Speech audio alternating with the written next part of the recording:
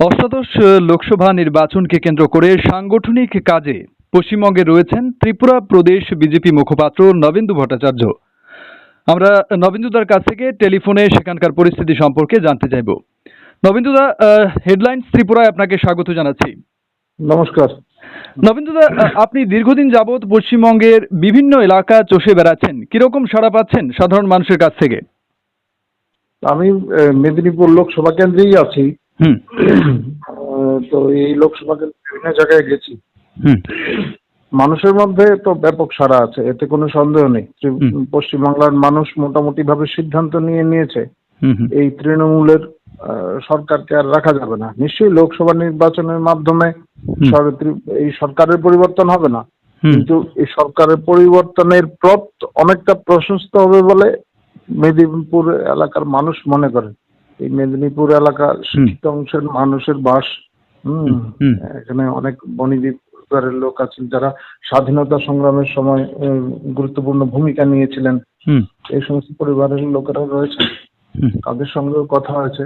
তৃণমূল মানে এটা আমার কথা না, এখানকার যারা পণ্ডিত মানুষরা আছেন তারা বলছেন যে সিপিআইএম এই রাজ্যের মানে সংস্কৃতি যেই জায়গায় ঠেলে নিয়ে গিয়েছিল, তৃণমূল কংগ্রেস সেই জায়গা থেকেই অধঃপতনটা শুরু করেছে। আচ্ছা। এবং বাংলার অবস্থা নিয়ে যথেষ্ট চিন্তিত এখানের বিদ্বজনেরা।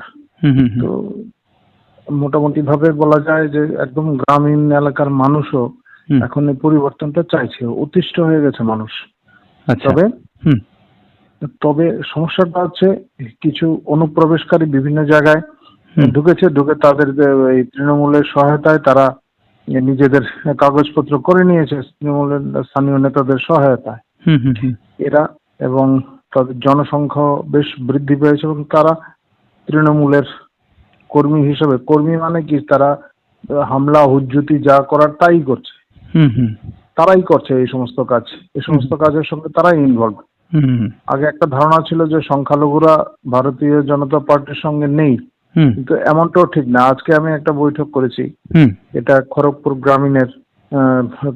গ্রামীণ বিধানসভা কেন্দ্রের 3টে মন্ডল আছে, এর মধ্যে একটা মন্ডলে বৈঠক করেছি। সেখানে সংখ্যালঘু অধ্যুষিত বেশ কিছু গ্রাম রয়েছে, সেখানে বৈঠক করেছি। এবং সংখ্যালঘু অংশের যারা একটু শিক্ষিত অংশের মানুষ, তারা কিন্তু এই কথাটা বলছেন যে আমাদের প্রজন্মকে তারা নষ্ট করে দিচ্ছে, বিপথে পরিচালিত করছে। তারাই বলছে কথাগুলি, তৃণমূলের কারণে তার বিপথে পরিচালিত হচ্ছে, সামান্য কিছু অর্থের লোভ দেখিয়ে বিপথে পরিচালিত করছে। এটা তাদের জন্য একটা ভয়ের কারণ হয়ে দাঁড়িয়েছে, ফলে তারাও পরিবর্তন চাইছে। পশ্চিমবঙ্গের সর্বত্র এই ধরনের পরিস্থিতি আছে, কিন্তু হামলা হুজ্জুতিও রয়েছে।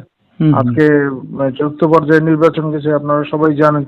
আমাদের দিলীপ ঘোষ, আমাদের প্রাক্তন সভাপতি, পশ্চিমবাংলার সভাপতি ছিলেন, বর্তমান সাংসদ, ওনার উপর হামলা হয়েছে, দুটি জায়গায় হামলা হয়েছে। এগুলি চলছে। আর তৃণমূলের চেষ্টাটা এখন যেটা হচ্ছে সেটা হচ্ছে ওরা বুঝে গেছে মানুষ কি চাইছে, ফলে তারা ভোট দানে বাধা দিতে চাইছে। বিভিন্ন জায়গায় তারা ভোট দিতে গেলে মানুষকে বাধা দেয়, বাধা দিচ্ছে, ভোট দিতে দিচ্ছে না। এবং তারা যেটা করছে, একটা বিশেষ অভিজ্ঞতা হলো আমার, তৃণমূল একটা কাজ খুব মানে সততার সঙ্গে করে, সেটা হচ্ছে চুরিটা প্রকাশ্যে করে, কোনো গোপন টোপনের কোনো বিষয় নেই। এবং তারা বলেও স্থানীয়ভাবে, স্থানীয় নেতারা বলে কে কত মেরেছে, কোথা থেকে কি এসছে, এগুলি তারা বলে। এবং এই ভোট চুরি যেটা, সেটাও তারা প্রকাশ্যেই করতে চায়, একেবারে মানে নির্লজ্জ ভাবে। ক্যামেরার সামনে দাঁড়িয়ে সাংবাদিকরা আছে, সব লাইভ হচ্ছে, এগুলির মধ্যেই তারা এই কাজগুলি করছে।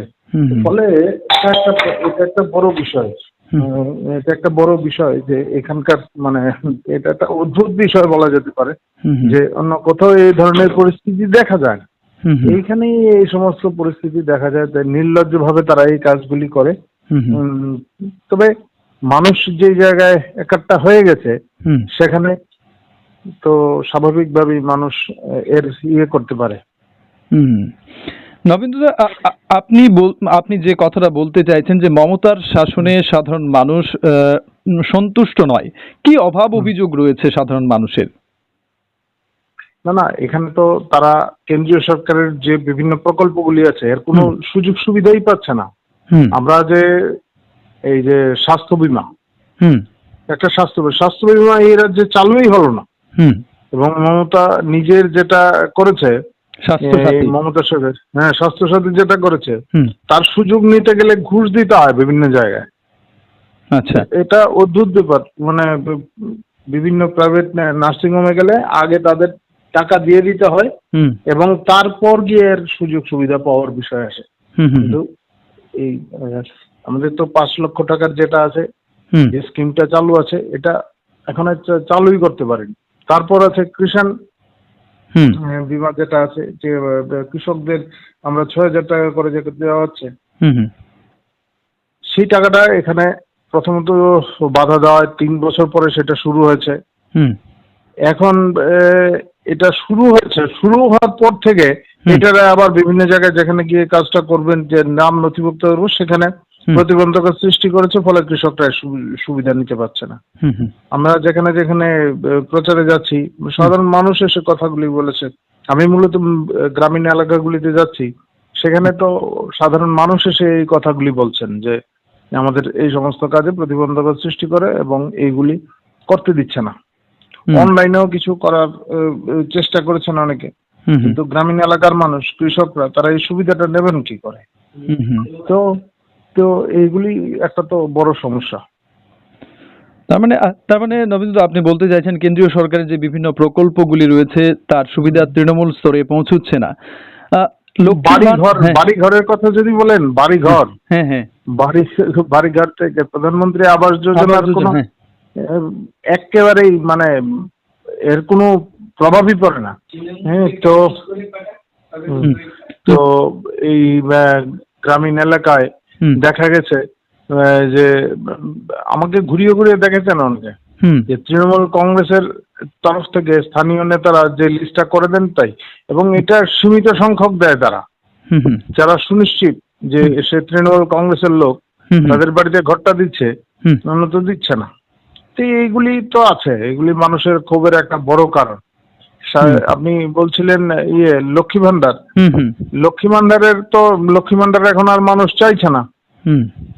লক্ষ্মী ভান্ডার মানুষ চাইছেই না। আর এখানে বলছে আমাদের যারা নেতারা আছেন, যারা প্রচারে যাচ্ছেন, তারা ইস্যু করছেন, এই রাজ্যের যারা এরা আছেন, নেতৃত্বরা আছেন, তারা ইস্যু করছেন যে আমরা লক্ষপতি দিদির কথা বলি, আমরা বলছি 3,000 টাকা করে মহিলাদের বন্দোবস্ত করে দেওয়া হবে, সেগুলি আমাদের নেতৃত্ব বলছেন।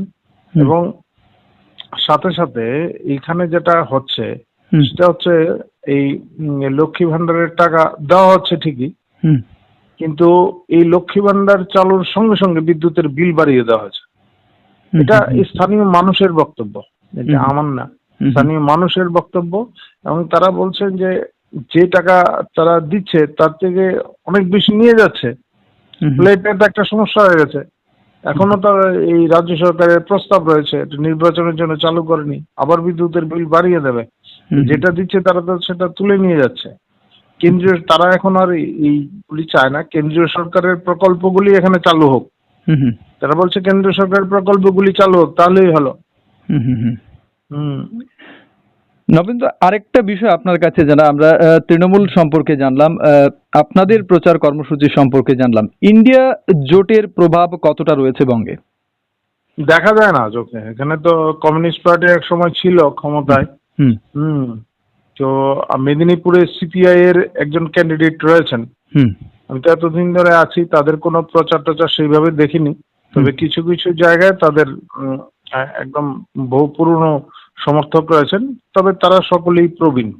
এবং তারা বলেন, আমরা যখন বেরোই তখন তারা বলেন আপনাদের ভোট দেব না, কিন্তু তৃণমূলকেও দিচ্ছি না, তারা এরকম ভাবে প্রকাশ্যে বলেন আমরা সিপিআই কে দেব। আমি বহুদিন ধরে বামফ্রন্টের সমর্থক, আমার সঙ্গে একজনের দেখা হয়েছে যিনি ত্রিপুরায় অনেকবার এসেছেন সিপিআই এর সাংগঠনিক কাজে।